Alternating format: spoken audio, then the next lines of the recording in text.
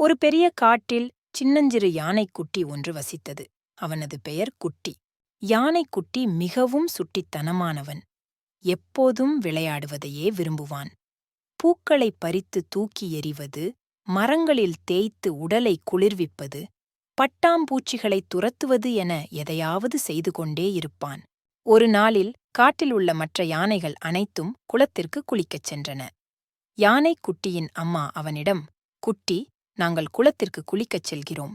நீ இங்கேயே இரு, சுற்றித் திரியாதே, காட்டில் தனியாக இருப்பது ஆபத்து என்றாள். யானைக்குட்டி, சரி அம்மா என்றான். ஆனால் அம்மா யானைகள் மறைந்ததும் யானைக்குட்டிக்கு அமைதியில் இருக்க முடியவில்லை. யானைக்குட்டி காட்டைச் சுற்றிப் பார்க்க வேண்டும் என்று ஆசைப்பட்டான்.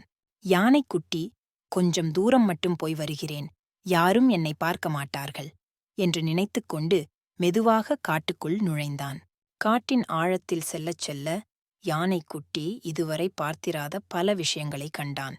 வண்ண வண்ண பூச்சிகள் மற்றும் நிறைய குதிக்கும் குரங்குகள், அழகான பறவைகள் எல்லாம் அவனை வியக்க வைத்தன. யானைக்குட்டி மகிழ்ச்சியில் துதிக்கையை உயர்த்து ஆர்ப்பரித்தான். திடீரென்று ஒரு புதரிலிருந்து கருப்பு நிறத்தில் கோபமாக இருந்த ஒரு மான் வெளியே குதித்தது. ஏய், யார் அங்கே? என்னிடத்தை யார் தொந்தரவு செய்கிறார்கள் என்று கத்தியது. யானைக்குட்டி பயந்து போய், மன்னிப்பு கேட்டுக்கொள்கிறேன், நான் யாரையும் தொந்தரவு செய்ய வரவில்லை, வழி தவறி வந்துவிட்டேன் என்றான்.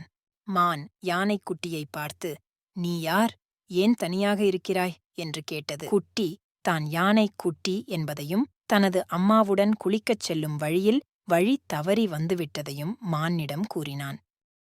மான் குட்டியின் நிலைமையை புரிந்து கொண்டது.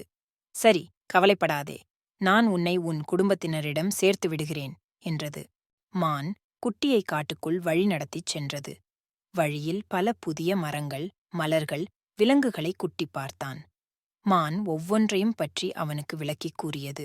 இறுதியாக குளத்திற்கு அருகில் வந்தபோது குட்டி தனது குடும்பத்தினரை பார்த்தான். அவன் சந்தோஷமாக அம்மாவின் கால்களைச் சுற்றி மகிழ்ச்சியுடன் துதிக்கையால் அடித்துக் கொண்டாடத் தொடங்கினான். குட்டியின் அம்மா அவனைக் கண்டதும் கவலைப்பட்டாள். குட்டி, எங்கே போயிருந்தாய்? நான் எவ்வளவு தேடினேன் தெரியுமா என்றாள். குட்டி நடந்த அனைத்தையும் அம்மாவிடம் கூறினான். அவன் தனது தவறை உணர்ந்து மன்னிப்பு கேட்டான். குட்டியின் அம்மா, குட்டி, எப்போதும் தனியாக காட்டிற்குள் செல்லாதே. காட்டில் பல ஆபத்துகள் இருக்கின்றன. உனக்குத் தெரியாத விலங்குகள், முட்கள், ஆழமான குழிகள் இருக்கலாம். எப்போதும் கூட்டமாக இருப்பதுதான் பாதுகாப்பு என்றாள். குட்டி தலையை ஆட்டிக்காட்டி, சரி அம்மா, இனிமேல் தனியாக போக மாட்டேன் என்றான். குளத்தில் குளித்துவிட்டு யானை குடும்பம் வீட்டிற்கு திரும்பும் வழியில் மான் குட்டியை பார்த்து, குட்டி யானை, நன்றாக இரு, காட்டைப் பற்றி இன்று நீ கற்றுக்கொண்ட விஷயங்களை மறந்துவிடாதே என்றது. குட்டி, நன்றி மான், இனிமேல் தனியாக சுற்றித் திரிய மாட்டேன், உனது உதவிக்கு மிக்க நன்றி என்றான். வீட்டிற்கு சென்ற பிறகு குட்டி தனது அனுபவத்தை தனது சகோதர சகோதரிகளிடம் பகிர்ந்து கொண்டான். அவனது கதையைக் கேட்ட குட்டியின் சகோதரி யானைகள், குட்டி, நீ எவ்வளவு துணிச்சலானவன்! ஆனால் தனியாக காட்டிற்குள் செல்வது ஆபத்துதான். அடுத்த முறை எங்கும் போக வேண்டும் என்றால் எங்களுடன் வா என்றார்கள். குட்டி, சரி, இனி எங்கேயும் தனியாக போக மாட்டேன், உங்களுடன் சேர்ந்தே சுற்றுவோம் என்றான். குட்டி தனது தவறில் இருந்து பாடம் கற்றுக்கொண்டான்.